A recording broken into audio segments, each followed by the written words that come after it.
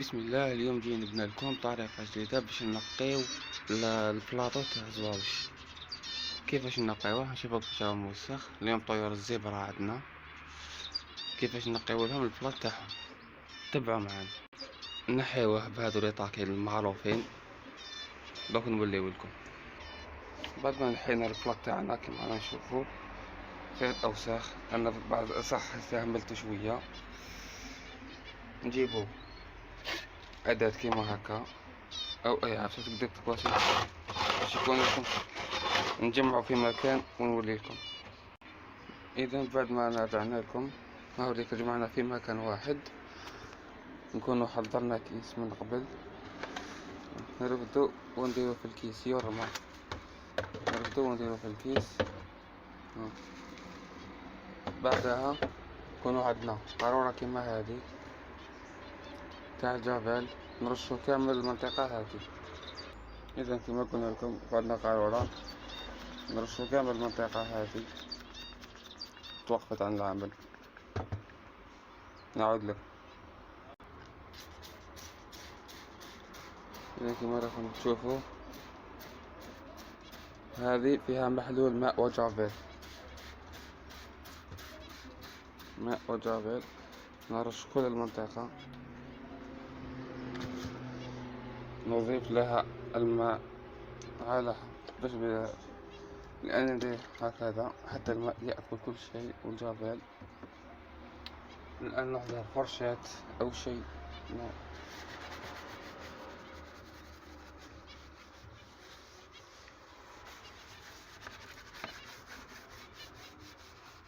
نحط كل المنطقة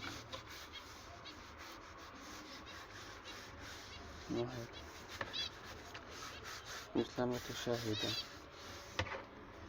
فرشاتنا نفرغ الماء هذا ونعود إليكم. بدل ما أفرغنا الماء والجافيل نضيف الآن ماء صافي ونعيد الكرة بالفرشاة. وركزوا على الأماكن،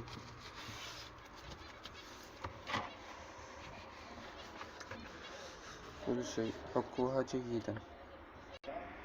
إذا كما نشاهد تم التنظيف بنجاح هذا الإطار أو ما تسمونه في بلادكم. نتركه هنا لحظات ثم نحضر الفرشاة التي نستخدمها. نرش عليها بعض من الجافيل ونمسح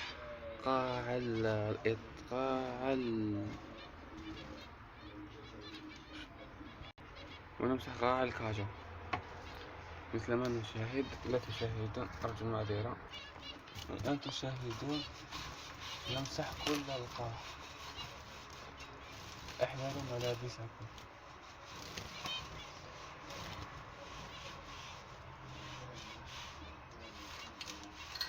نمسح كل القاع بالماء بالفرشاة فيها ماء وجافيل لتفادي الأمراض.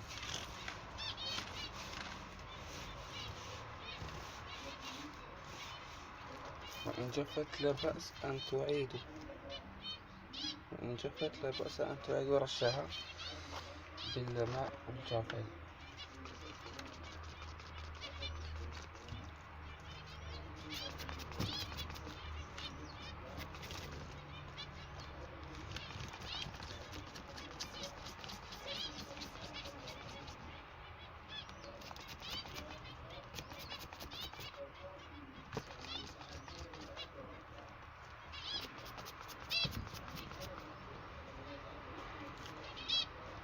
أنا لا أعمل مونتاج، أضع الفيديو مباشرة كما يتم تصويره.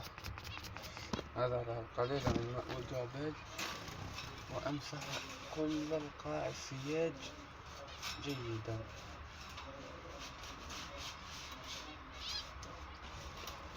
فيديو بدون مونتاج، لا أعمل مونتاج.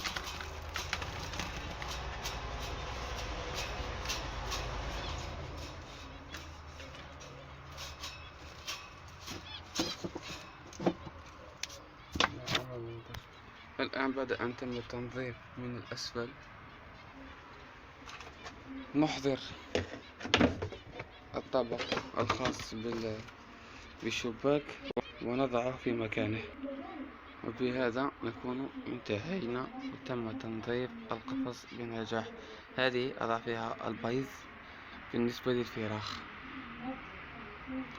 يتم تقطيع البيض قطع صغيرة أو إخراجه بالكرفاج ووضعه هنا. سوف أنزعها الآن. ودمتم سالمين في فيديو آخر.